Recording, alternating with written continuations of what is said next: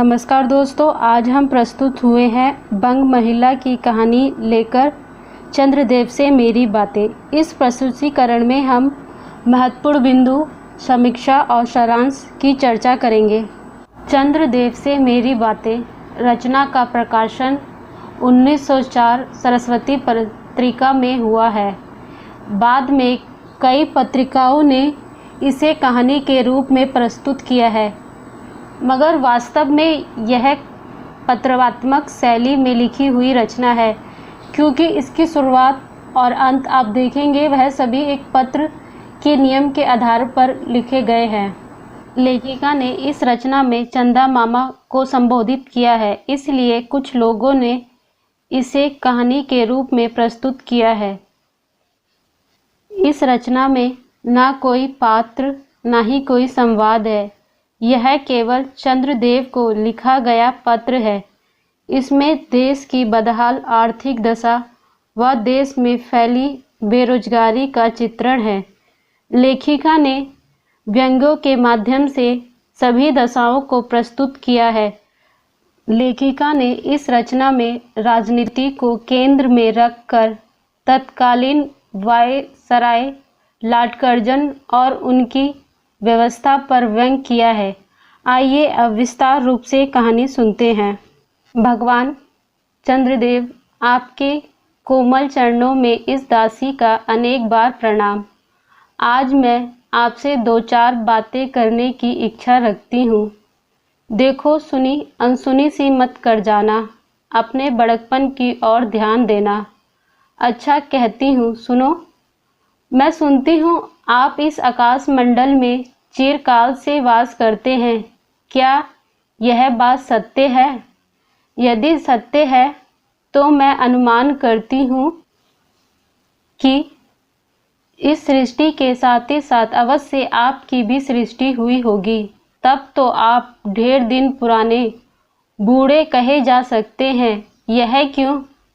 क्या आपके डिपार्टमेंट में ट्रांसफ़र बदली होने का नियम नहीं है क्या? दोस्तों, यह उस समय की अर्थनीति और राजनीति दशा पर व्यंग है। आगे सुनते हैं। आपकी गवर्नमेंट पेंशन भी नहीं देती। बड़े खेद की बात है।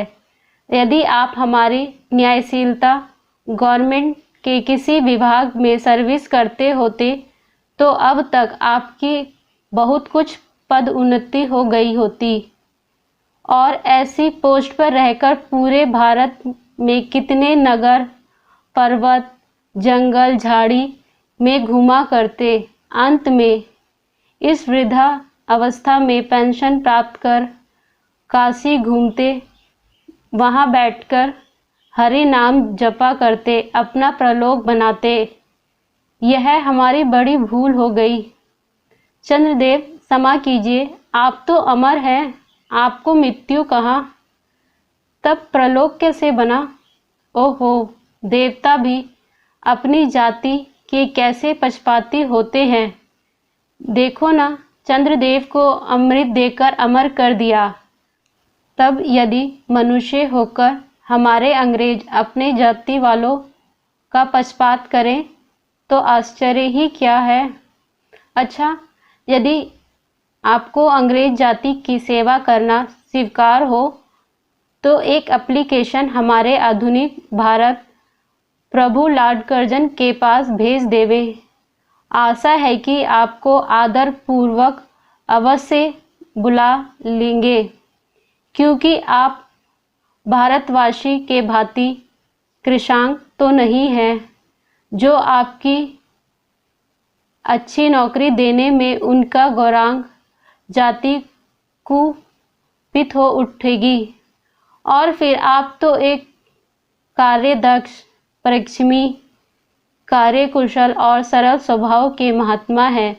मैं विश्वास करती हूँ जब लॉर्ड कर्जन हमारे भारत के स्थायी भाग्य विधाता बनकर आवेंगे तब आपको कमीशन का मेंबर नहीं तो किसी मिशन में भर्ती करके अवश्य ही भेज देवेंगे, क्योंकि उनको कमीशन और मिशन दोनों ही अत्यंत प्रिय हैं। दोस्तों, यह भी व्यंग है। आपके चंद्रलोक में रीति और नीति की सृष्टि आदि काल से प्रचलित है, वह अभी भी है।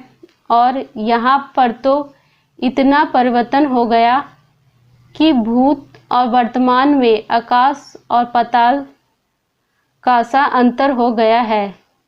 मैं अनुमान करती हूँ कि आपकी नेत्रों की ज्योति भी कुछ अवश्य मंद पड़ गई होगी, क्योंकि आधुनिक भारत की संतान लड़कपन से ही चश्मा धारण करने लगी है। इसी कारण आप हमारे दीनहीन भारत को उतनी दूर से भली भांति ना देख सके होंगे। एक बार कृपा करके भारत को देख जाइए। यद्यपि इस बात को जानती हूँ कि आपको इतना अवकाश कहाँ, पर 8वें नहीं तो महीने में एक दिन अर्थात अमावस्या को तो आपको हॉलीडे अवश्य रहती है। यदि आप उस दिन चाहें तो भारत का भ्रमण कर जा सकते हैं। इस भ्रमण में आपको कितने ही नूतन दृश्य देखने को मिलेंगे, जिससे सहसा देखकर आपकी बुद्धि जरूर चकरा जाएगी। यदि आपसे सारे हिंदुस्तान का भ्रमण शीघ्रता के कारण ना हो सके, तो केवल राजधानी कलकत्ता को देख लेना तो अवश्य ही उचित है। हमारे महाप्रभु गण को जहाँ पर कुछ कठिनाई का सामना आ पड़ा, झट उन्होंने इलेक्ट्रिसिटी को ला पटका। बस कठिन से कठिन कार्य सहज में संपादन कर लेते हैं और हमारे यहाँ के उच्च शिक्षा प्राप्त युवक कठपुतली के भांति मुंह ताकते रह जाते हैं। दोस्तों, यह उस समय की देश की दशा व बेरोजगारी व तंगी पर व्यंग है। भारतीय पढ़े लिखे तन से तो भारतीय और मन से अंग्रेज थे। शायद आप पर यह बात भी अभी तक विदित नहीं हुई कि आप और आपके स्वामी सूर्य भगवान पर जब हमारे भूमंडल की छाया पड़ती है, तभी आप लोगों पर ग्रहण लगता है। पर आपका तो अब तक वही पुराना विश्वास बना हुआ है कि जब कुटिल ग्रह राहु को निकल जाता है तभी ग्रहण होता है। पर ऐसा थोथा विश्वास करना आप लोगों की भारी भूल है। अतः हे देव, मैं विनय करती हूँ कि आप अपने हृदय से इस भ्रम को जड़ से उखाड़ के फेंक दें। अब भारत में ना तो आपके और ना आपके स्वामी प्रभु सूर्य महाशय की ही वंश धाराओं का साम्राज्य है।